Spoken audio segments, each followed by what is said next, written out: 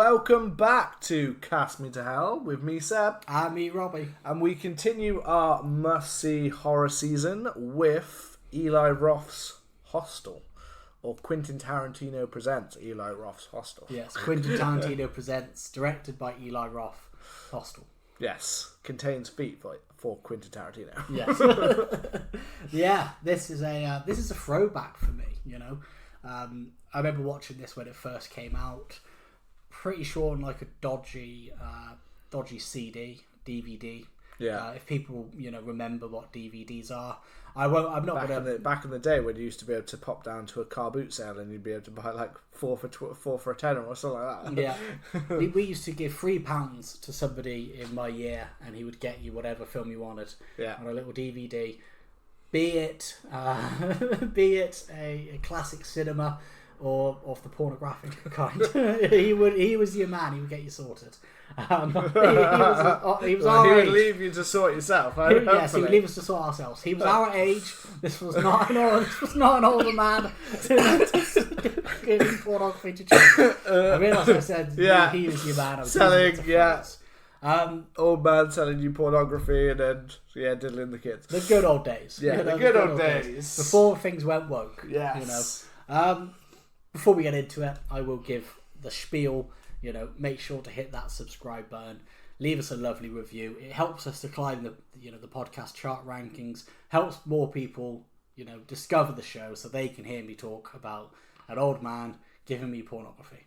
That's the aim of this show. We're getting that Rogan money. There we go. Well, talking of pornography, because this is technically the film that I think, along with following on from Saw, which helped to basically push the idea of gore porn. Yeah, torture porn, gore porn. Like, this was an era of the 2000s. We just did, in our last must-see horror, we did Texas Chainsaw Massacre, the remake. Yeah. Which we said was kind of slightly more gory, but we also talked about the fact that the 2000s generally didn't have, like, the strongest necessarily of content. It did go into... This was the era of Saw films run to death and supernatural films run to death. It was two genres, found footage, which almost ran itself into the ground. Yeah.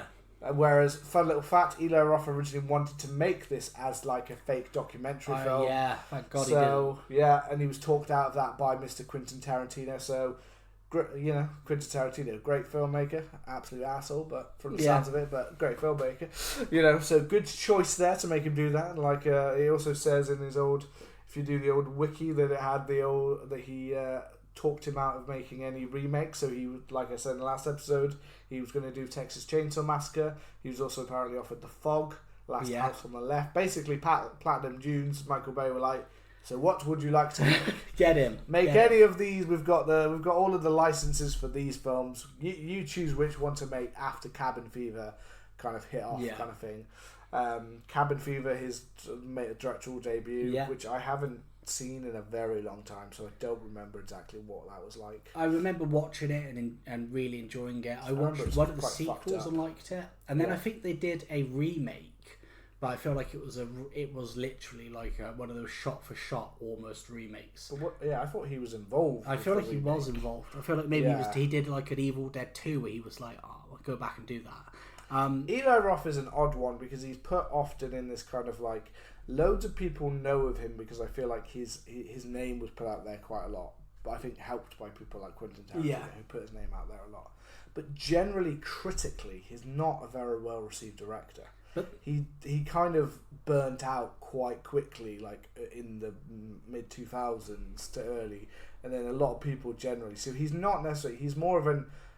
I'd say he's almost more on the level of an audience approved or kind of cult almost of like people really like these films, but like in terms of critical, he was never really well received. And even people within the horror community don't generally seem to shit on Eli Roth a bit, and I find that really odd because in terms of the films that he makes, he effectively makes films that people would see and would shit on. Which I find quite ironic. Like, he obviously did Cabin Fever. He did this, which I fucking love this film. because it does feel, anybody who, long-term listeners would know this, but I love like Euro horror, from the 80s and the 90s and stuff like Argento, and I can never pronounce his name, but the guy who did Cannibal Holocaust, Ruggero Deodato or something like that, Ruggero, and Nightmare City and all that kind of like stuff, and Lucio Fulci. And this film feels perfectly like one of that in terms of its tone, in terms of how it's shot. But then he did, cannibal exploitation like The Green Inferno, and he did most recently like Thanksgiving. And all of these films, I really like Thanksgiving, but all of these films are stuff that critics would fucking hate, but people in like, the horror community would love. So I find it really kind of ironic that's how his films come out. I don't know. I feel like he's got a lot of inspiration from these, but it's hard because I haven't seen Green Inferno, so I don't know about I watched it the same day I watched this. Yeah, I saw those ones. I watched the sequel because I also really like the sequel. I haven't seen any of the other ones. I'm going to come out straight and say that I'm not generally a massive fan of the Hostel films, or to be honest, I'm generally not a massive Eli Roth fan. I haven't seen fair beans. I haven't seen any. I find them enjoyable enough. Yeah, but I definitely don't find that he's on a higher ranking of horror directors in my mind. I think he's very much a copy and paste director. Very interesting. Like that he doesn't. I think Cabin Fever was an original idea that he did, and then obviously this is an original idea, but not necessarily totally original idea, because as you said, it's very much there's several other Italian horrors and things like that that did a very similar kind of ideas, but not necessarily in the exact same way. No. And my other thing I will say with this film is this film followed on from the comedy Euro Trip. And I can't help the fact that this film plays out very similarly in some way, not all of it, but there's some scenes that are so similar to Eurotrip that it's like the whole Scream scary movie parody in my head, where there's like a train scene with the dude that's the guy that could like fucking that kills Ola later, and there's the excuse scene in the middle, like that played into my head. And I'm not straight out coming that I completely dislike this film. It's just I don't know. There's something that I remember finding really interesting the first time I watched this, because I think again this is a film that should never have been sold almost as a horror film, because it would have fucking it would have fucked you up to be like, this is like an R-rated like Euro kind of like lads on tour kind of thing, to then have the fucking sudden shift would have completely fucked like that. This would have been like, it would have been funny. This would have been class as like selling this film as like Euro Trip, but like more like a bit more kind of like serious, like, and then being like fucking because you get nothing really for the first, first 45 minutes. Yeah, maybe the first, but that's part of like, and that is a good part of it. Yeah, it's just the fact that I think that some parts of that have not aged very well for me. That's why it's perfect for me, is because Euro Trip is kind of about like loud Americans going on tour, and everybody's like, I fucking love them. Whereas this one is like, you've got Paxton, Josh, and the King of the Swing, Ollie from Iceland, and I feel like the whole point is that they are like loud. They are loud Americans who go there. There's like a curfew at the first hostel, and they turn up steaming and they won't get in. They're at the bar, and there's like the like, I think they call him like the gay elf. Who's in the credits, who's called like gay elf or something like that. And they kind of like, they're throwing their weight around and they're very boisterous. Oh yeah, I mean the Jay homophobic Paxton is an asshole. Yeah. And it's great. Like, it kind of works out that you're... The likeable character is Josh. Yeah, the Josh is the likeable character. But even the asshole, you kind of like don't... You like dislike him, and then when he goes through what he goes through, it's a very weird kind of juxtaposition with it. But I do really like the bit where, you know, they're just on tour, they're going on about like Sneeper, like we're looking for some Sneeper, and they go up into the room that Alexei has, and they're like, he's like, if you want some real puss, go to this place in Slovakia. Shows her the camera of him with a bunch of girls. And I like the first act. I love, you know, where you see them and they get there and they check into this hostel. And like the bit on the train, you know, with with the guy that turns out to be the fit, not excusing, not excusing. I love, you know, I love the whole setup. I like the idea. I just don't. I don't know. I didn't find it that enjoyable watching it now that I know everything of how it plays out. I didn't find it as enjoyable to watch. I didn't find some of the like. I don't know, like you said about the Paxton thing, for me it doesn't work like that. I don't find him a more engaging character. I think he's an asshole. He's in this situation, and sadly, he should be dead. I wish he was dead. I kind of like him, and I get like, have you seen the sequel? No, I haven't seen the sequel. Well, he dies in the opening. Oh, okay. That's good. Yeah, he dies in the opening. And my problem, I've watched all 3 of the Hostels, and I find that it is very much like all films generally in, you know, horror sequels, it's diminishing returns. But for me, it's very much because they flesh out the Elite Hunting Club. I really like the second one, but it does stumble for me. Like I'm very much freaked out by the whole thing. So this, I felt quite vindicated as well because I did some research into it.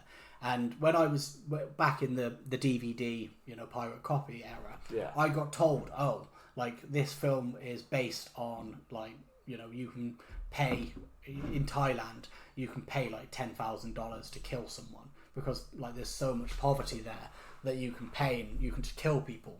Yeah. And I remember one of my brothers going to China and him being like, you know, I've heard that there's like places where like a farmer will let you blow up the cow for like £200 because there's so much poverty. And apparently it did come from, he was at Quentin Tarantino's house in a pool and he was talking to the guy who produced it, whose name I shall just get up now, Mike Fleiss. And Mike Fleiss said to him, like, there are places in Thailand or Indonesia where you can go and you can kill like a cow for like 10 grand, or you can kill someone for that much. And I have that, like, I don't really like traveling hugely, but I find the idea of like going somewhere that nobody speaks the language, that it's completely different. I find it terrifying. I think the concept's great. Like the whole, when they're in there and the whole torture kind of stuff, I think it's really good. I think it's a really good idea to kind of delve into these darker parts of kind of Europe and stuff like that. Most of my made stuff, to be fair, is mainly more due to like the fact that I kind of found the start kind of slow. On a really interesting. Like I find it kind of slow, and then I also didn't like the characterization of Europe and stuff like that. Like it's a bugbear of me. It's like when you watch like, I don't know, like Indiana Jones or something like that. Well, at the time period that it was better then, but when you get any modern film and they're basically like, Egypt is basically a market on the street. Yeah. And here, Europe is basically like a fucking shithole that is just like, war-torn, and they're still war-torn even though this is fucking 2007. And well, Slovakia, you know. Yeah, but there is a lot of things like, again, if you even look on like Wiki, I think it's got something about how like the people of Slovakia were like, you fucking made our country look like it was a fucking dirty little hole in the ground. Oh yeah, like people hate that kind of thing. But it is one of my things, bugbears with quite a lot of films, is like when they show it like that, like showing like a place like it is, like where every street corner's basically got kids that will fucking murder someone for no reason. Like that, like I don't know, that was one bit that bugged me. I do really like the stuff involving, like, I like some of the stuff. I like the Josh character for most of it, like the parts of that. It's Paxton's the one I don't like. I like the other two characters. The King of the Swing. I like Ollie, and I like for the parts he's in. And I love that Ollie, and I'm not going to try and pronounce his name because it's Icelandic. And as somebody who went to Iceland, it's fucking confusing, the language. You know, it's a very interesting language. Beautiful country, lovely people. I don't even want to try and make out that. I'll probably summon some ancient evil if I try and read his name. But apparently he wasn't really an actor. You can kind of tell I think that's kind of what I liked about him, is he actually felt like he was some random dude. He just has this charisma about him, you know, like like the king of the swing. And it's something very authentic that I find. He's one of the ones I actually find, like the way he's just like blindly just like staring at the two people having sex when they're fucking high, and he's just like, this is fucking great. Yeah, like that. I liked some of those like kind of funny, like that was kind of like the playful kind of humor parts. I was like, oh, that's kind of fun. But it's also like the way in which he uses the language, like the king of the swing. Like when I took my wife to see He-Man, and my wife is Slavic, and she lent to me at one point and said, "Who is the He-Man?" I just found them actually called the He-Man. So hilarious. Who's the He-Man? He-Man. Yeah, but I like the whole setup. I like the bit I do like the bit where they meet the chap on the train, and he's eating a salad with his hands. I feel like there were those like foreboding bits in there where he's talking about like you need to have like I like to have like a relationship with what I'm going to eat.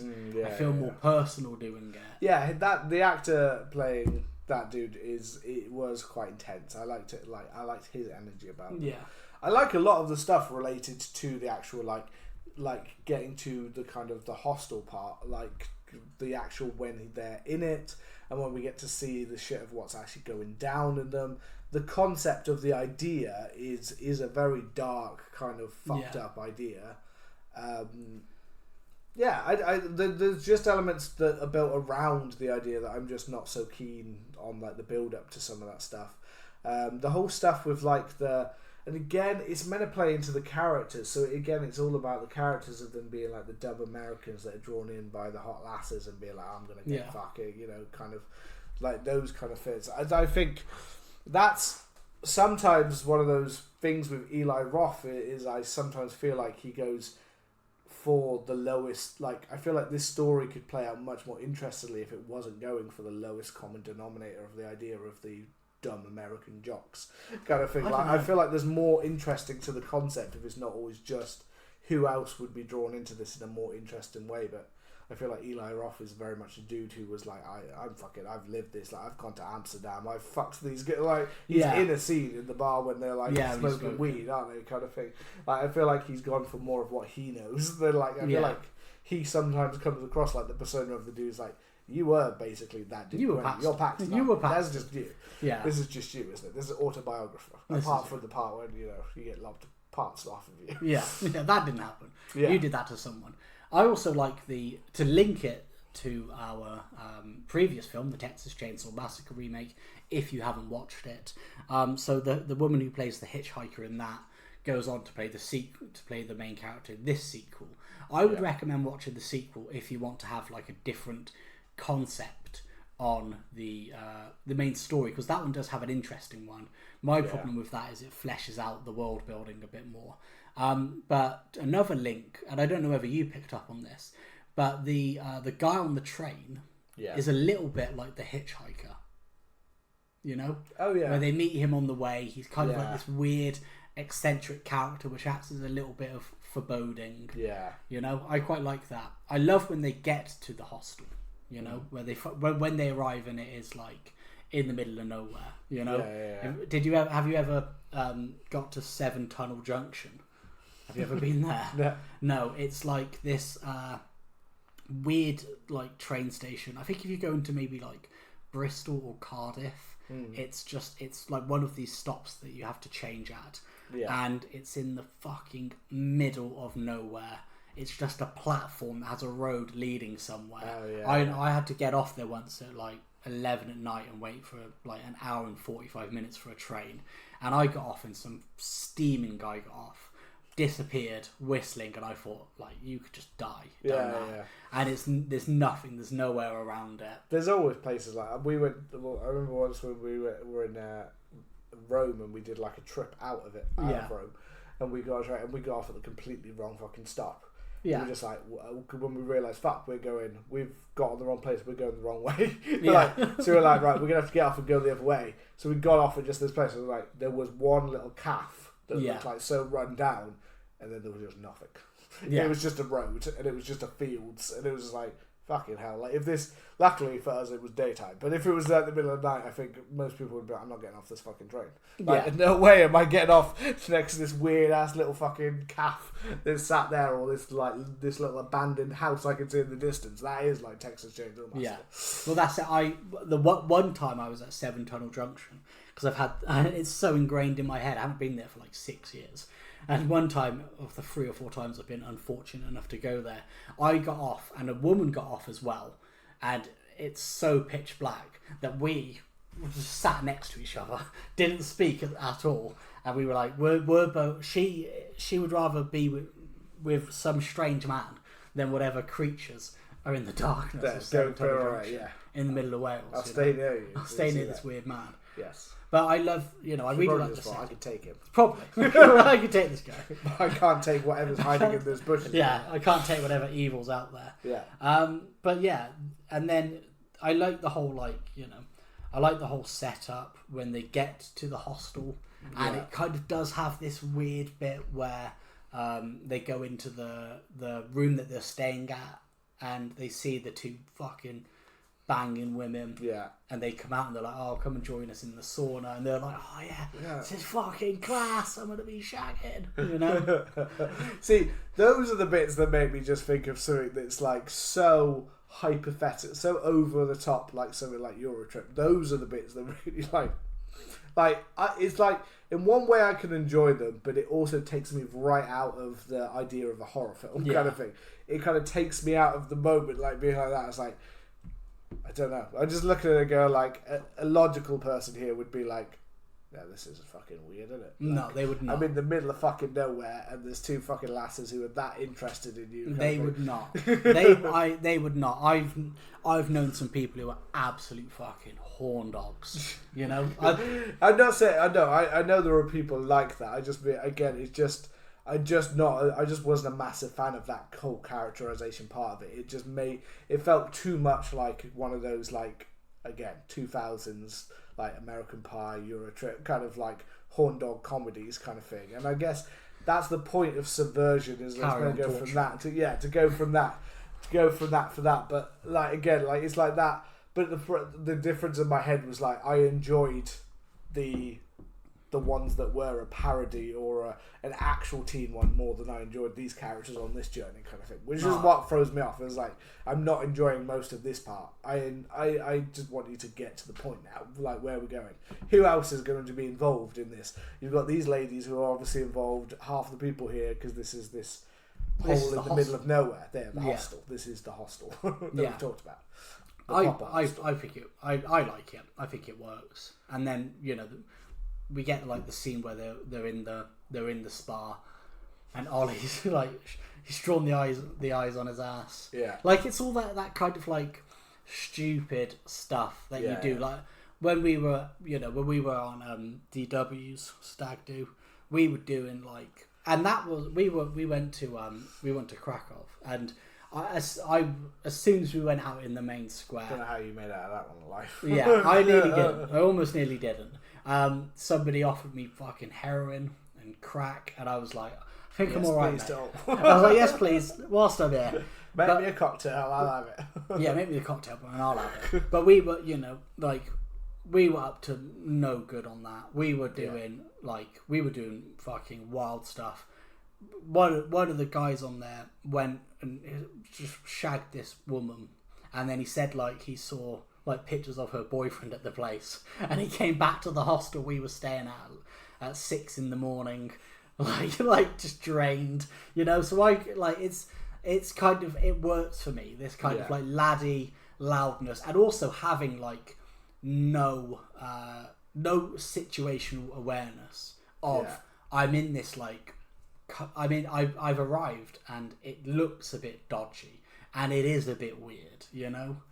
And I like that they're so like focused on Sneeper that they don't really see the weirdness. Like if you go somewhere and a guy's like, oh, go to this random village in Slovakia, like all of the men died in a war, so everyone's up for it. Yeah, you know, I kind of love how it's so obvious that something's wrong. Yeah. But because they're so young and so poon obsessed, they just run straight head into it. Yeah, no, like I get it, and that's what I said. Like, it's more on another watch. I just didn't find it. It's like one of those things. Like the first time I watched it, it was enjoyable. It was fun, kind of thing. And then on rewatch, I just don't think it's aged well. I also don't think the script, the dialogue is that good. I think some of it's quite weak at times. Like, I just don't. It's not believable kind of lines that people would say to each other. I think between the lads and stuff like that. Some of it's laddie humour. Some of it sounds really. I don't know. I feel like really it is kind of like. But I had the same. To be fair, like something like Thanksgiving. I thought had some really poor lines and stuff like that. I just don't. It's more like that. Is it like Eli Roth? Like the stuff I have seen of him. Generally, I think there's really good concepts. I just generally don't always find like they're made that well. They're just someone else could have made this concept and made a far superior film. Like a better horror director would make a better film, I think. I don't know. With the same concept kind of. I feel like this is great for him, you know. I feel like I can't imagine anybody else, particularly modern day horror, making something like this, because it well, yeah, they wouldn't make something like this now, would they? No, but I feel like the first part like plays out like a very odd mystery, because it does take a little while. They go out for like a night out, and they meet. You have Ollie disappear. Like, well, Ollie disappears. Like they're like, oh, he's off with this girl that we just met. Like literally, and he's going off with her, and here's a weird, fakeish kind of picture of them together. Well, they go to the bar, and I think Josh steps outside, or Paxton steps outside. No, Josh steps outside. Yeah. And the kids corner him, and then the weird Danish man chucks him, like $1, and they start speaking, and they have a conversation about like, oh, I'm sorry about what I did. Like, it was a bit weird. I was just a bit freaked out by you, putting your hand on me. And then he gets called away to go bang one of the nice looking women. Yeah. And there's something about it. And then Ollie does kind of go missing. And I like that the next day you get that weird picture of him with like the Japanese woman. Yeah. I really, and I always find myself watching it and thinking, how did they get other people? Because they honey trap these guys. So how did they get? How did they get all the different kinds? Was it some absolute like Slovakian? Well, some of them look like but some of them are just more like taken, like sex trafficking, like things like that. Like some people are just probably literally just dragged out of their rooms, taken in the middle of the night, like suddenly like grassed away, not having to be drugged or anything like that kind of thing. I don't know. It all looks as if like it's kind of there isn't much violence in terms of the taking them. Yeah. It all seems to be that a lot of it is like sex honey trapping. Yeah. I think it is in that one. I just mean I was more thinking of the reality of it. I imagine it's a much more kind of. Oh yeah. Your person travelling by yourself, they're just gonna fucking take you. Yeah. Well, there's the prices depending on where they're from. Yeah, and it also depends on what kind of. That's what I mean. Like, because you've got different. Some people are not going to be honey trapped in the same kind of way. So it's different people of different origins. It depends what they want. Do they want an Asian girl, or they want a they want an old white man? An old white man. They want to kill an old white man. I just want to watch an old man on the brink of death. Yes. I just want to watch him die. Yes. I would like to pay you £100,000 for me to slowly nurse an old man to his death. I'll be happy if this takes 5 to 10 years. Yeah, I'll be happy. We'll share a bond, we'll share love, and then I'll feel my first emotion as he slowly passes into death. I want to really bond and then I will cry in his last moments. I want to feel something. Can you make that happen for me? I haven't felt something in many a year. And where does the torturing come in? The self-torture. Yeah. Me knowing that he'll slowly die. Yeah. You get the you get the bit where they show the Japanese woman's friend Kana. Yeah. Shows them the picture of Ollie and Yuki, and then it kind of like. They believe it pretty fast, but she's more like, this doesn't seem right, kind of thing. Well, even Josh doesn't believe it Josh, Paxton's. Paxton's like, he's fucking. He's just fucking gone off. He's just pounding. He's just fucking pounding somewhere else because that's just where Paxton's mind goes. Yeah, that's just what he does. But then they see the bit where the chap who is wearing kind of Ollie's jacket, and they follow him through the Torture Museum, which is quite fun. A little bit of foreshadowing there for you. And then I like that we get like the repeat where they go back and Josh is anxious to leave, but Paxton convinces him to stay for another night, and they kind of like repeat the partying. And I love it that Josh goes back to his room. We get, because we know that it's got. They show the scene with the Asian girl and Ollie's head. Yeah, pretty much straight after. So we know that something has actually gone down properly. Yeah. But he hasn't just gone off. And I really like that. You see Ollie's face, and then it slowly pans down, and then it's just his head. Yeah, and then cool. But the worst part is then we get the woman, and we slowly follow a guy down the corridor, and then all the way to her as she's screaming as he puts the clamp on the toe. Yeah, and then goes to. But again, we don't see that. No, she cuts off from that part. And the film does do that more than I remember. I thought it was more graphic than it actually was. I feel like there's a lot of graphic stuff in the background that you don't see close up. Yes. But there's not a lot actually straightforward that you actually get to see. A lot of it, you either come into it midway through it, so you don't actually see it happening, like later, like the burning of the face later on. Yes. Where you actually don't see it happening, you see the aftermath, not the actual... Whereas in the background of a lot of shots, you get a lot of graphic detail of things happening to people, but it's quite out of focus technically in the background, isn't it? Yeah, it's grim, man. It's those bits inside of the actual where the rooms. Well, I was going to call them game rooms. The game rooms, yes, they're little death rooms or whatever they are. Those are the bits that are really shocking kind of thing, and the parts that cause a lot of shock at the time of this release as well.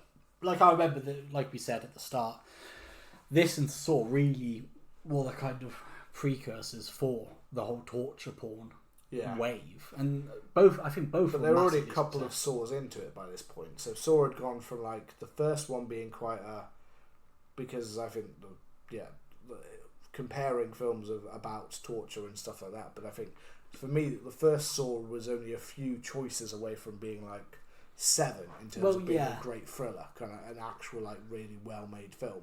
It was only a few parts away from being that good, and then the sequels started to become more and more the first few were the first one anyway. The first sequel was pretty good in terms of that, but it already showed the signs of turning into a much lower a lesser kind of idea of what the thriller. It was away with the thriller and more in the torture games. And by the time this one came out, we were full on. This was 2007, wasn't it? This was 2005. Oh, was it 2005? Yes, this was 2005. So the original Saw, which we will be covering next week, came out in 2004. Oh, okay. I thought we were deeper into the Saw films by this point. So I feel just into the second one then. Maybe the second one had been out by then because they So it they did both kick off the thing. thing. Don't know why I was thinking this was 2007.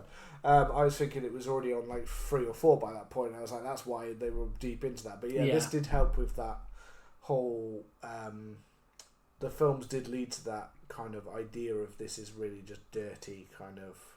This is just for death. This is just for if you like gore and you like things getting ripped apart and stuff like that. Yeah, it is kind of just for those ones. Whereas again, even with the first Saw, it's not actually, if I remember correctly, it's not actually compared to some of the sequels. It's not always as graphic as you think it actually is. But this one did cut away a lot more than I actually thought it was going to. Yeah, it does. It is a bit more kind of sparing with it. So we do get going kind of back to where we were. I do like the almost, like you said, bait and switch between the main characters of Paxton and Josh. You're never really sure who's going to be the central figure in it. Josh is obviously a lot more worried about it. He's the one who's gone travelling to kind of get over his girlfriend. He hasn't had any sneaper yet, whereas you get the impression that Paxton and Ollie have probably been pounding their way, all over Europe. All over Europe. Yeah. So you're kind of. Of course, we get we have the Amsterdam scene where Ollie and Braxton were going at one last together. Well, I think they went into Watch, Alaska. gone in. Well, she was in there though, but they were both in there. I swear, it looks like they're both pounded. I don't know. The shadows in the door looks like they're pounded. Maybe, but I know. But they set him up with with a lady of the night, and then he like doesn't go through with any lies that he does. Yeah. But Ollie finally Josh pounds, and then he goes back to bed because he's like not feeling well. He's obviously been roofied, and he passes out and gets taken. Whereas I like that Paxton accidentally on the way to find a pisser stumbles into like a cupboard. And gets locked in there. Gets locked in. Yeah, the storage room for the night. And I really like that this is the point where we do kind of, up until this point, we've had this like lads trip, this weird setup. This is where it full on turns. This is where it full on turns. I think because it's the nicest character who then is in this ship situation. Yeah. Like you've got Josh in this, the innocent character is now the one that you're like, again, and you're thinking, again, which is a good kind of subversion because Paxton comes across as such an asshole mainly that you think that he's not really going to be the main guy.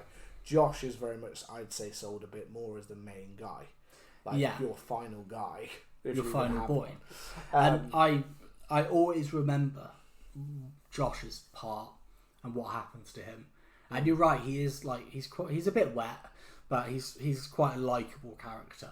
Yeah. And then he wakes up in that room and he's with the Danish chap. Yeah. And I always remember the Danish guy being like, I wanted to be a surgeon, but they wouldn't let me because of my hands. Yeah. And that bit. It's the darker part is the fact that the dude basically like wanted to get to know his victim before he did this to him. So it makes it even worse, I think, because it's like you basically got to know me and almost become friendly with me.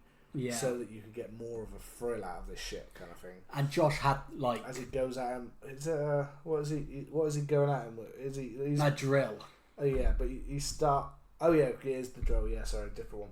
Yeah, the drill where you've got multiple like in his knees and his chest where he's drilled all over him kind of thing. It's like, oh fucking hell. Yeah. It's just grim. And we find out that obviously the guy's got like in the bar scene earlier. We find out that like is he gay? Who? The Danish guy. Because there's a weird thing. I mean, you get a vibe from him, but it's not only that. It's confirmed. I didn't like pick up on it when I watched this when I was younger, and I've watched it a couple of times. But I didn't. He obviously like comes on to him a little bit when they're in the train, but when they're at the bar scene, he's kind of talking to him, and Josh is saying like, I'm really sorry about it. Like, I'm really sorry about that. I didn't, it caught me off guard a little bit. Yeah. And then the guy says to him like, it's okay, like I understand. And then he says, what I found helped me was having a kid. So I kind of, when I watched it, I was like, is this guy like, is he gay? And as he said, and is his way of kind of repressing it, having a kid and going off and doing all of that. And does he have like this seedy part of his life where he goes away from his family and does he go and do all of this like torturing stuff and then go back and be the family man? Is this him giving into his impulses, but it's grim. That was something that kind of stuck up on me when I watched it this time. I think that's the hardest one to watch is what happens to Josh, because then obviously it also goes at him with a blade, cuts his Achilles tendons. Oh, that bit, when he's like thinks he's actually free and he's fucking playing with him. Yeah, to do that to him, like it's a brutal way to die, and you don't even get to see all of what happens to him. And I think part of what I really like about this film is up until this point, you're not entirely sure what's happening, because they do meet Alexei, who says like, if you want some great puss, go to this place in Slovakia, and it's a bit weird, but it's not like out of the realms of young men just being like, well, we'll go do that. We'll have an adventure. We're like in between. We've just finished like university. Let's go do it. Yeah. And then they meet the girls and they're shagging them, and they're taking drugs, and you're like, well, you would. But you're very much under the impression that maybe it's this guy who's taking people and he's doing it, because I believe they show him. I believe it's supposed to be him who's torturing the Japanese woman. I'm pretty sure it is. And it's when he's cut Josh's Achilles tendons and Josh stands up and he goes forward and they kind of peel. And Greg Nicotero did the special effects with this, and I feel like he's fantastic with it. Obviously, very famous for The Walking Dead, but the effects he does in this film's great. And when he kind of like crawls forward, you know, he's kind of reaching the door. Yeah, it's pretty brutal. And the Danish chap kind of puts the scalpel to his throat. I love the bit where Josh says, like, I can pay you, you know, I'll give you double, I'll give you 10 times what you ask. And he says, like, I'm, you know, they're not paying me, I'm paying them. Yeah. It's so good. Of a clue of kind of what's coming and where this whole thing's going. And then we get enough money to pay for you to murder people. I don't need your money, mate. I don't need yours. I'm paying them. Yeah. And then we get to the bit where, you know, Paxton does wake up, and it gets to the bit where he finds out that he's supposed to have checked out. And we've had the bit earlier where apparently Ollie checked out. And they're like, oh, well, I'll leave a note for him in case he comes back, and he didn't leave anything for me. Starts to take these little seeds of... he finally starts to get his idea around, oh, wait, what's going on? And then, I think the difference here is that Ollie, he didn't know was going. No. As in, like, Ollie, he just met him on this trip, so off he goes. Understandable, he might get. That's it. Whereas Josh is like, Josh isn't fucking leaving me. He's not leaving me behind. There's no fucking way. Like, it's basically, it's like if we went on a holiday together and then you were just like, I've got off somewhere with some person. It's like, no. Because it's just not what you would do. Kind of thing. It's not how it works. So obviously that leads to him kind of trying to like follow the little breadcrumbs of information to kind of make his way over there. Kind of thing. He goes up to the room. Yeah. And you get like a replay, but with 2 other girls. And the dialogue's the same, and they kind of act the same, and I think that's like really, I think that's proper cool. There's a bit in the sequel, I think, where these other 2 people check in, and you see them like having fun in their room, and then the next day, like somebody goes and their room's like completely stripped. You know, I really like that continuity between the scenes. Yeah. And just how it's done, and how he like eventually kind of goes to the police and he makes a report, and already you're kind of like, the police are just telling him, I'm sure he'll turn up, like, and they're insisting that he goes back to the hostel, you know, like, we'll ring you at the hostel, whatever you do, like, go back to the hostel and wait for him. And again, we're getting this odd kind of idea of a corruption of a small kind of area that is taken over by this one kind of money-making scheme that runs through the whole kind of area kind of thing. Yeah. We've got that, and everyone kind of has a slight idea of it, except for obviously these guys. Yeah. They're in the middle of it. The boys. Yeah. And then they go to like a completely, not saying that the nightclub they were at was really swanky, but he manages to kind of track down Natalia and Svetlana at like a working man's pub eventually. Yeah. And they're still good looking women, don't get me wrong. But they look like they've aged like 10 years, you know, they've got no makeup on, and they're acting like real hostile to him.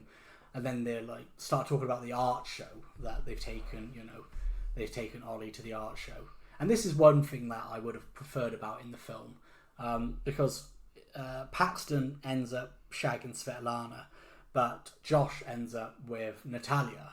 Yeah. And when they talk about the art show, and he's like, you know, are you coming with me? Svetlana says, no, I've already seen this show before. I feel like it would have made a bit more kind of the one that he was with taken. Because otherwise you're just having a car ride over with somebody your mate shagged. And you shagged their mate and you've never really just seems a bit odd. Seems a bit odd. You're just looking at each other like, you just got to assume that Paxton's just thinking, maybe on the way to this I'll get I can bang you. You know, I get both. Maybe I can bang both. But no, I think it would make more sense if it was her. And it was mainly when they got to the factory and on the drive up to it that I started to really kind of get the Euro horror vibe, because it's a very quiet, very like bare bones setting of like this big factory, and just like one guy in, you know, manning the gate to it, and there's like a shot where the car pulls up. I think in most of those Euro horror is just because they've got a lack of a budget, so but they're just filming in the backlot of some like random place. Exactly, but that's why this film almost feels like, I mean, plot wise it makes sense in the middle of nowhere and kind of like not really having it being very elaborate. I mean, yeah, it's not exactly going to be run in the middle of town. Like No, but in the sequel, this isn't a Toys R Us. Well, this is Toys R Us. Yeah. But that's my problem with the sequel. Is like the plot's good and the gore's good and the story's quite good.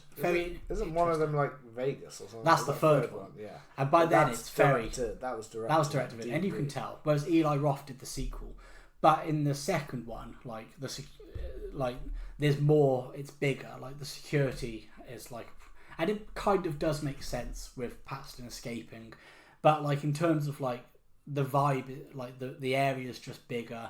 There's more gates. It's kind of a lot. It seems to be a lot more of a compound, whereas this does feel like it could be, like a really weird, just factory in the middle of nowhere. Yeah. I like on DW's Stag Do. We met these guys who were like ex-military to go and release dogs on him. Yeah. And we had to go and meet them in some like random location, and it was a bit weird, But for all you know, like literally, you could have just seen his skin be torn from its bones and be like, "Well, that's just what happens." Well, that's just what happens, Well, we dressed him up as Tom from Tom and Jerry, which is quite funny. And yeah, I love that it's like this desolate setting. It has a lot of like muted colours as well. I feel like once they reveal what's going on, the colours of the places change a little bit as well. It gets a bit more like dark and a bit more like muted. Yeah. Whereas the second one is like horribly bright. Everything's kind of horribly bright. It really doesn't work well. We get a little cameo appearance here as well by Takeshi Mike, who comes out of the one of the members of the elite hunting club. Yeah. And he says to him like, how was it in there? And he's like, you could spend all your money. Yeah. And I like the build up to going in there. The whole time you're thinking like... Well, Paxton like literally still doesn't have a clue, obviously, as he's literally walking I mean, he's clocking that things are weird. No, yeah, he's clocking that this is odd and what's going on here, but he's still not knowing until he literally walks up to that room and he then looks back into the room and looks at Natalia and is like, what the fuck is this? Yeah. Like, what the fuck is going on? Well, I love the bit with the booth, the guard in the booth, And so there's like just a guy sat in a booth at the entrance. Yeah. And he's like reading a magazine, and Natalia walks in, and then Paxton says to him like, "How much is it?" And he goes, "For you, nothing." Yeah. And I love that you can just like see what's coming. But I like the twist of it. Yeah. I like if you haven't watched the film before, you're very much thinking, oh, like this is a guy who's maybe just like killing people. Yeah. And I like the slow unraveling of, well, actually, this is like a hunting club. This is hunting club, and it's like it's deeper, and these people are in on it, and it's all weird, and you never know fully who is in on it. You see like weird like Eastern European men in the street, and I have this conversation with my wife who is Eastern European, and I say like. Have you ever hunted people for money? I say a lot of those fuckers look like they're from Lord of the Rings. A lot of them look very Mordorish. Look like they would toil in a field. Cold, cloudy, whatever has torn them into dwarf-like creatures. Well, no, goblin-like creatures. Yeah, like more orcs. More orky, yeah. And they're very like hard-looking people. Yeah. Like they're not very friendly looking. Yeah. So you're looking at people and you're like, are you in this club? Or are you just Eastern European? Yeah. Are you just Slavic? Where are we at with this? So I like that there is like an element of suspicion, and then when we get to it, and he says like, "What the fuck have you done, you bitch?" Yeah. And Natalia says, "I get paid a lot of money for you, so that makes you my bitch." And then they grab him and take him away.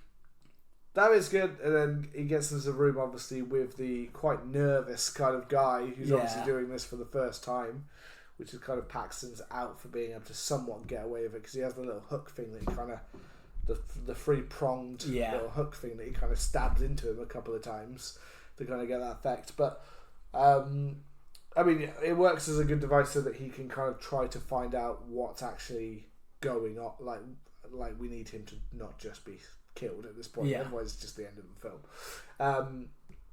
And the German comes in Oh yeah, the German comes into play, because throughout the film, like Paxton's been saying bits and pieces in German. Yeah. And I don't know, did you have subtitles on your version? Yes. Because I didn't have any subtitles when characters were talking. So when I think I did. Okay. I did have subtitles on my version. Yeah.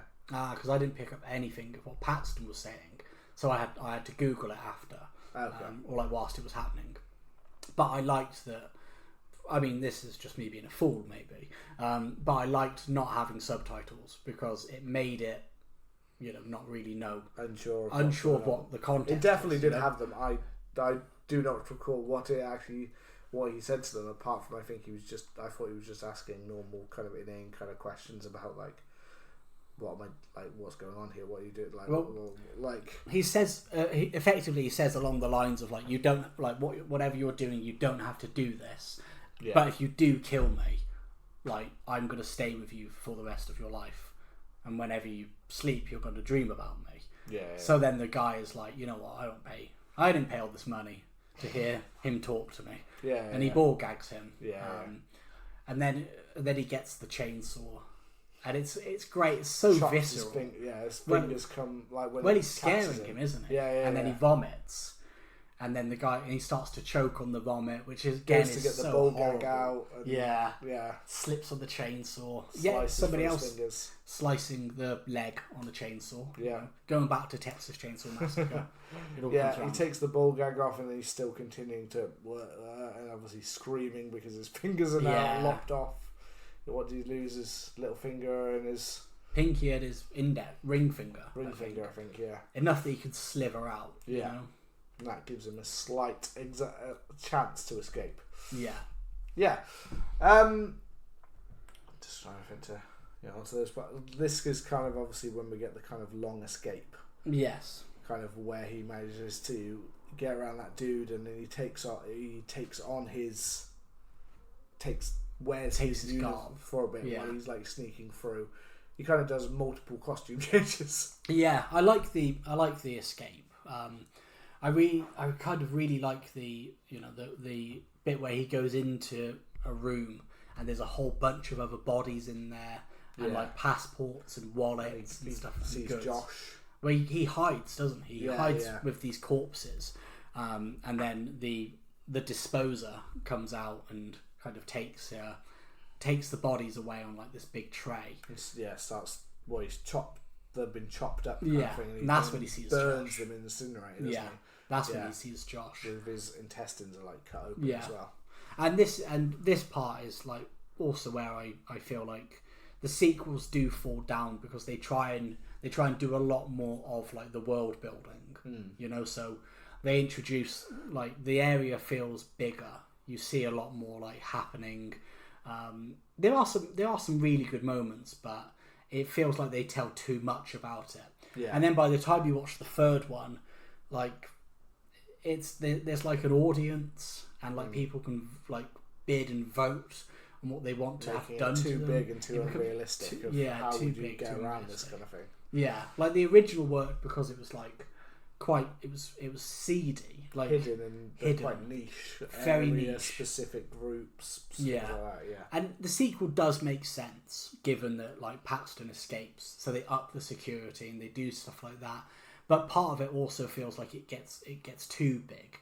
Like I like the thought of like you don't know who's in on this, it's not a whole town is in on it. Not everybody's in on it. Specific, just fucking rich people. It's basically Epstein's Island. It's Epstein's Island, but for Slavics, poor Slavics, Yeah.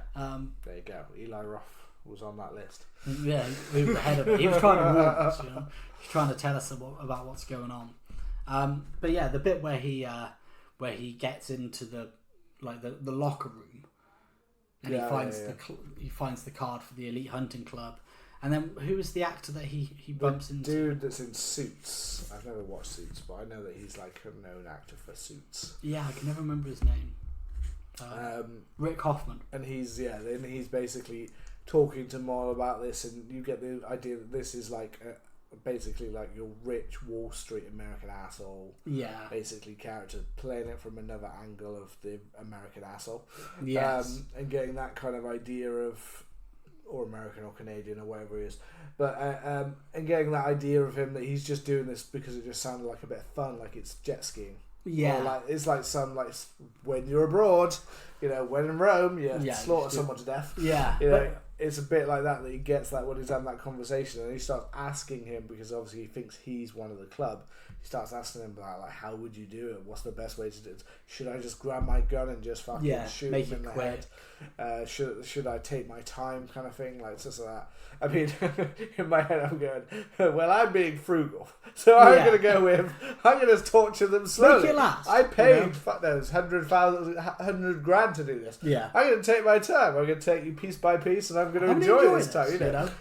I'm not paying 100 grand to walk in a room and just fucking blast someone in the head. Yeah. I could do that walking down the street. I could do that for free. You're American, aren't you? Yeah. You just walk down an alleyway and just bang it, and there you go. Yeah, just shoot. No one gives a shit. Yeah, there you go. It does seem like a bit of a waste of money. You know? Like you're not that time pressed. Yeah. To go all the way out there in the middle of nowhere to be like, I'm just going to blast you in the head. I'm done. Yeah, just got to shoot him in the head. That's fucking like, you know what I mean? That's like the old, I was thinking of like American Pie, but with the Amsterdam thing. It's like paying one of those ladies of the night and then like coming in your pants before you can get towards her. And you're like, I'm done. Well, that was a fucking waste of money, lad. Yeah, that's actually, my friend of mine, MPB, he may be listening, he once told me that he knew someone who went to Amsterdam and They paid a prostitute, so they hired her services, and they just gave her head. That's thinking of all the things you can do. You go down on them. That's what you want. Yeah, if that's what you want to do. Tastes like plastic, you know. At that point, I'm not. Yeah, I was going to say I'm not sure. I'm not sure that's the most advice. I feel like at least the other way is protected. That's just fucking. That's asking for trouble. No, it is asking for trouble. That's asking for trouble. I'm going to assume that was MPB. If he told the story, yeah, but he's quite, he's quite. Or you. Well, both of us are quite, frugal, so we make we get most of our money. We make the most of it. We're using all the holes. Yeah, we'd be using as much as we can, as much time, edging all of that. Yeah. But I also love the part where he says like, "What did you go for?" And he says like, "Oh, American." He's like, like big spender. And he says they arranged something special for me, and know that it's it's Canna. You're like, oh, fucking hell. Yeah. And they have this tiny little bit which I never picked up on before either. And like I said, maybe every 10 years or so I watch it and I go through the films, and I never picked up on why he goes back to save Canna. But he gives that kind of like very, and I feel like this is maybe very Eli Roth, where he doesn't really make it like a big plot point, a big part of the story. Where Paxton, who is a bit of like an asshole, doesn't he just hear us screaming? No, he talks about earlier on. He's like walking down the street with Josh, and he's like, "Did I ever tell you about the time that I was 6 years old and a girl drowned in a swimming pool?"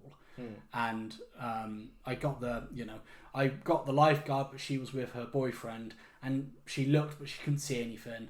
And then by the time somebody was screaming, and they went, I felt like I could do enough to help her, and it's so like throwaway that I never picked up on it before. When he hears her, screaming, he's like, I have to do out something. The door, he decides to go back down. He's like, I could do something to save her. Yeah, and it's so odd because it's like, it's an odd thing. Like, imagine we went off on a lads trip and we're going out, we're up to no good, and then we're looking for somebody who goes missing, and I just go, yeah, did I ever tell you about the time that I saw that person die? Yeah.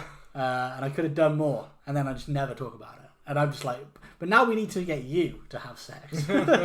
And it's a plot point that they never really pick up on. Yeah. And it just comes in when he hears Canna screaming, and he's already on his way out. He's spotted the car that he can leave to go, and he's like, fuck, I'm going to go back. I need to go back and help her. Yeah. And he sees the... feels, in the long run, like a terrible choice. Knowing where it goes, it's also a terrible choice. Yeah. Definitely, but... For her, it's the right thing to do at the moment, but it's also a redeeming thing for a character, again, who is mainly not likeable in the film.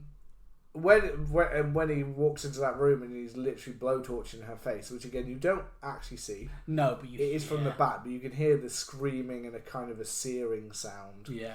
And then you see her eye like popping out of her face, which the rest is melted all around it. He turns around and he's like, "Fuck off, asshole! Go, I paid for this. This is my So he guns him down, and then I feel this has got to be a little nod to Fulci, Yeah.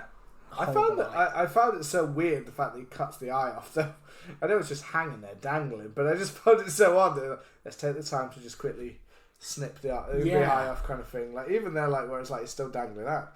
To be fair, in my head, I was just going like, well, I've seen a lot of medical shows and stuff like that. The eye itself is not actually damaged. No, the skin all around is fucked. That eye's fucked. That eye's gone. But it's still just like take the time to be like, snip. Oh fuck, she's bleeding. Like fucking. Oh, she's dead. Yeah, I know what I do. I don't know what the outcome's going to be of that. If I snip the eye off, I'm going to be oh fuck, she's bleeding. Oh fuck. I can't. Where's that fucking blowtorch? I need to sear this now. I'm just going to sear you a little bit more to stop the intense bleeding that's now pouring out of your face. I mean, his worry might be that the eye is still working. Yeah. And now she's seeing she's seeing around a corner and in front of her and doesn't know which way to go. It's like really thrown off. My point in that case is that though, if the eye is still working, I'm not fucking snipping it off because my hope is that at some point I'm going to get us both to a doctor and they might be able to actually do something for her. Well, instead it's treated like a loose fucking thread. Like dangle that off, snip that off a little bit, snip it off. Yeah, nip him off. And then they get out and they get in the car.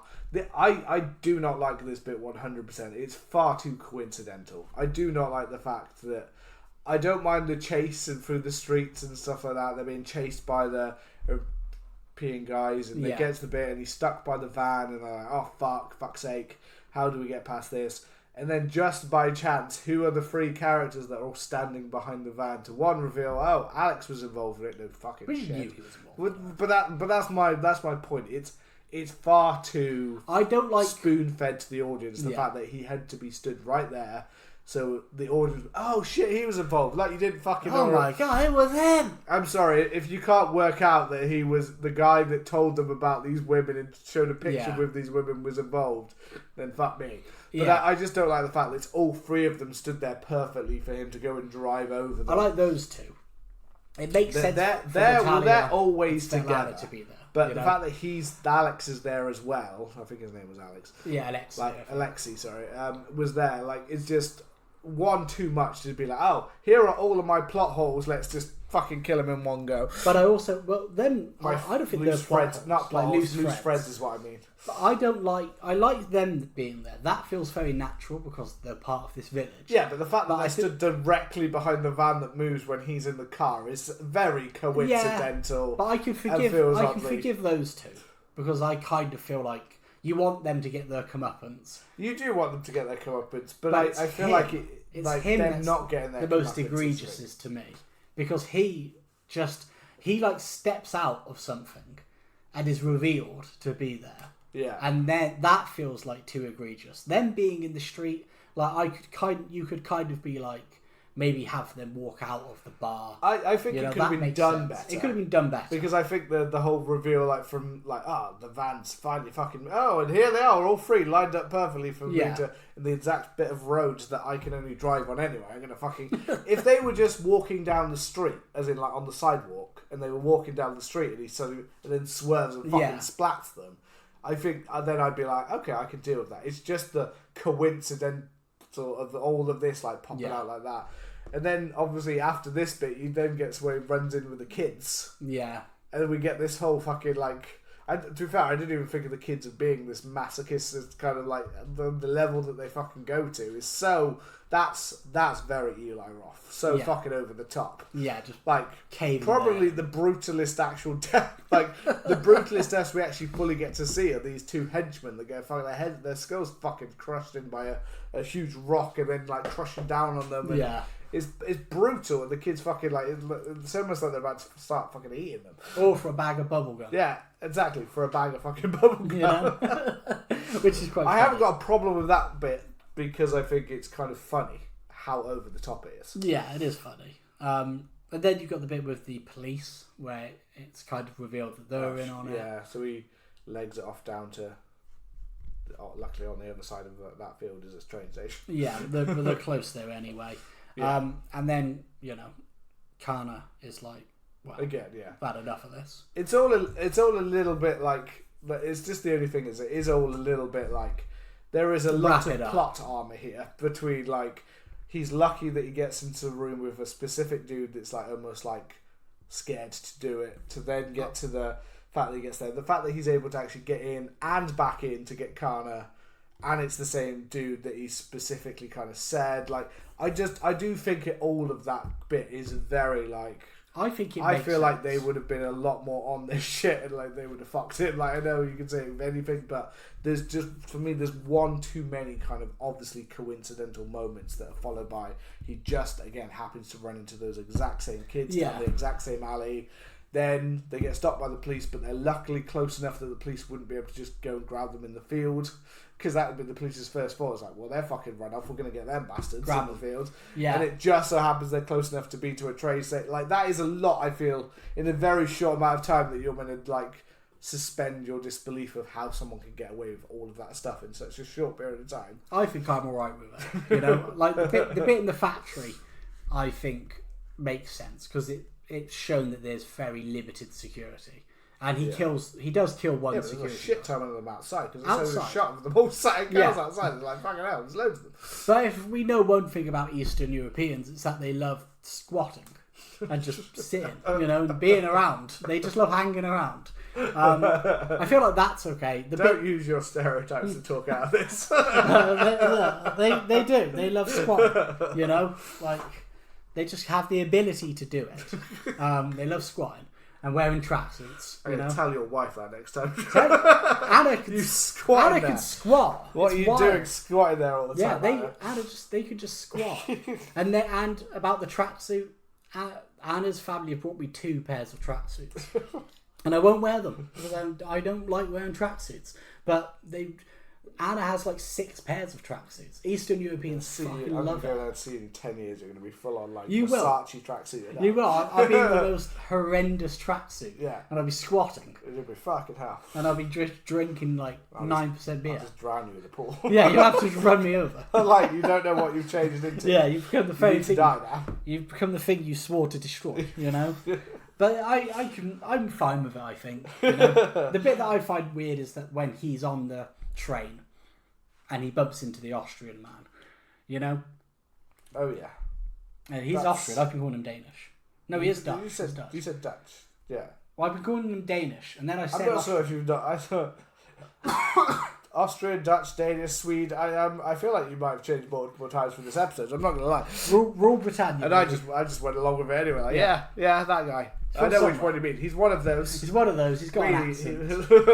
You know? He's up in that area. Yeah, he's in the upper part. Yeah, he's in that thing. He's in the bit where clogs and windmills add cold. Fairies and elves. But not the token Whales fairies and elves. Yeah, the weird stuff. Yeah, you know, like fish.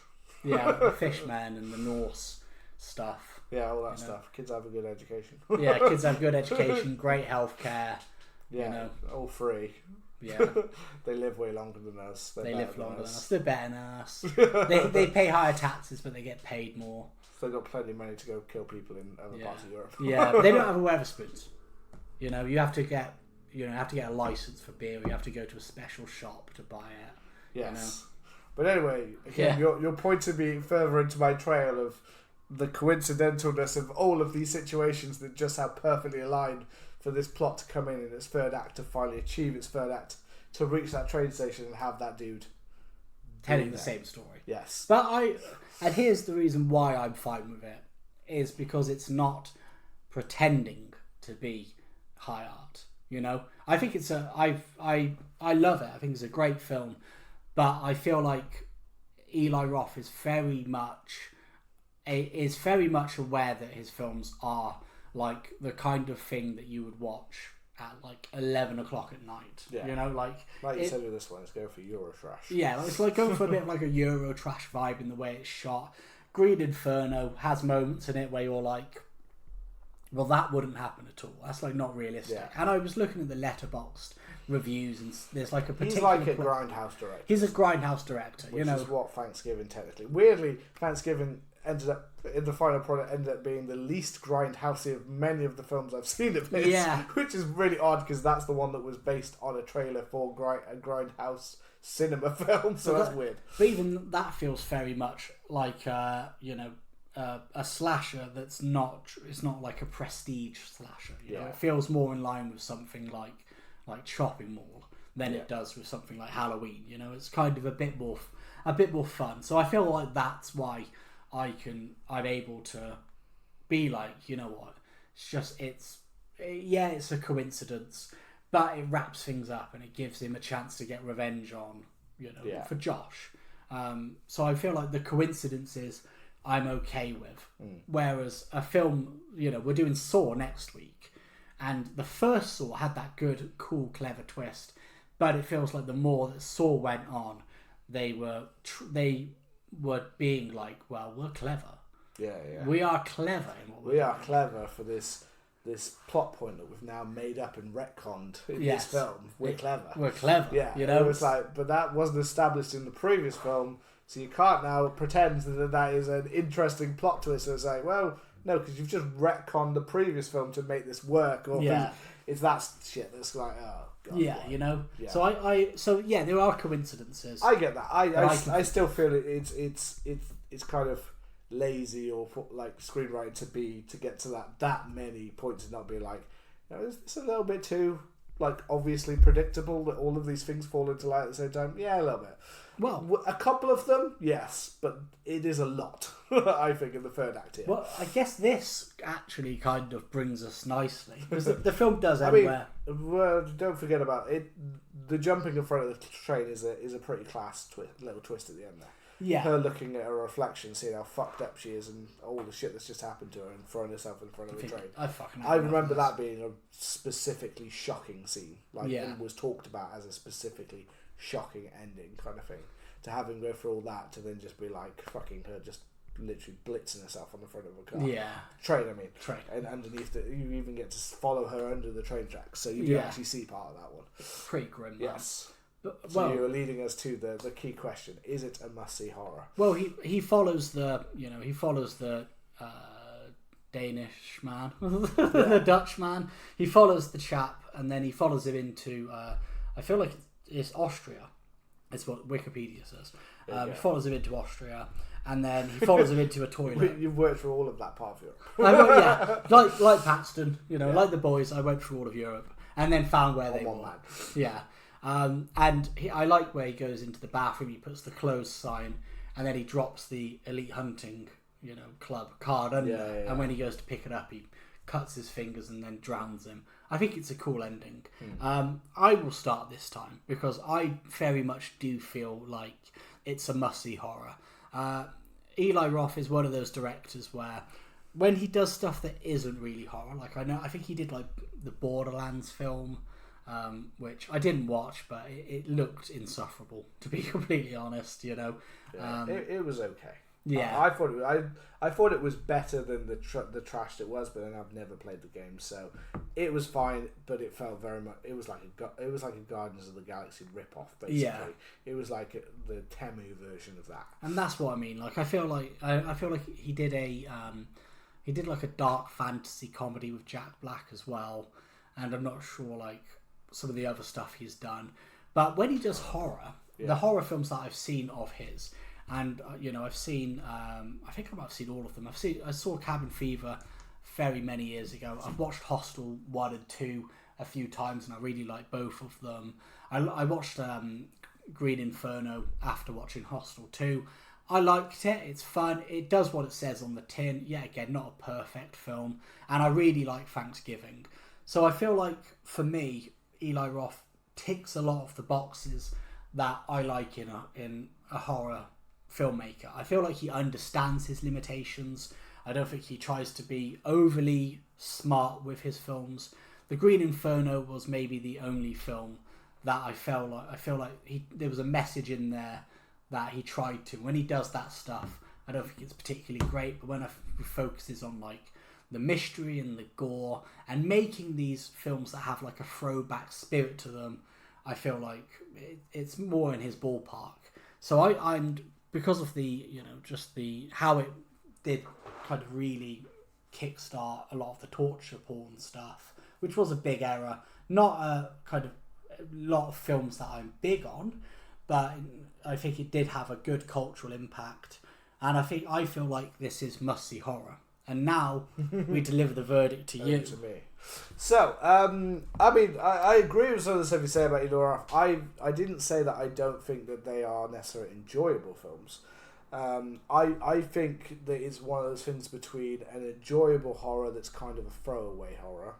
And this does have elements. In lots of his films, he is, as I said, a copy and paste director. A lot of his stuff normally is. You can see the inspiration that's just been taken from someone else's work. Same with, I can tell from Green Inferno how much that is 100% ripped from things like Cannibal Holocaust and stuff like that, which is fine. Lots of directors pay homage to a lot of ones, and as I said, Grindhouse director. And if you look at most of his horror filmography, it's very much in that kind of Grindhouse films. Quite often were like a cheap rip-off of another maybe superior film. I feel like he is that director that makes these kind of ones, but somehow makes them between not being cheap and not being superior, just kind of being like a film that is like, if you liked that film, you'll probably like this film, and it's enjoyable in that same way. It's the same way if I look at this compared to, say, Saw. I think that Saw is the superior film of the two. I think it's a far better written film, and it's a more interesting, like, it uses the concept better. But, however, and more surprisingly is, I do think Eli Roth does make somewhat enjoyable films. I didn't enjoy this film as much on a second viewing, but I did enjoy it the first time I watched it. And I do think that this would fall into must-see horror, because I think more for the way that it impacted horror of the time. I'm not saying necessarily I think that was a dark time in horror, and I think actually sadly Saw and Hostel led to a lot of shit that was crapped out, especially, after this. We're talking like, especially when we got the late 2000s to 2010s, we got a lot of shit, a lot of crap horror, and I think sadly these are responsible. But I think that it has a very interesting concept that I think he's delved into here, and I think I would especially say, hope if some people could, not the person listening to this episode, but if you could advise someone who's never seen Hostel to go in blind, I think it would be a very good first time watch. I find a lot of flaws in it afterwards, so I'm not saying I don't rate it technically. This is that weird thing between basically what you did with Texas Chainsaw Massacre in the last one, where you kind of went, I don't know about must-see horror, I know must-see remakes. You kind of, it's a line here, and this is where I would say, and this is sometimes where this must-see horror goes. In terms of a must-see horror, I think that everyone should see this film and witness it, hopefully blind for the first time, and I think you'll get a great effect with it. But long term, if I wouldn't put it in a top 100 horrors. So it's that weird mix between, I wouldn't put it in one of the greatest horror films ever made of 100 horrors, which I bet you could fill up quite nicely, easily. But I would still say that I think everyone should see this film for that era of horror, like thinking of film history. I think you should see it. Very interesting. There you go. So I didn't go. I bet you were thinking the whole time I was going to say no. But I actually think there's reason for this one, and like previous ones when we've disagreed. But I think there's a reason for people to see this.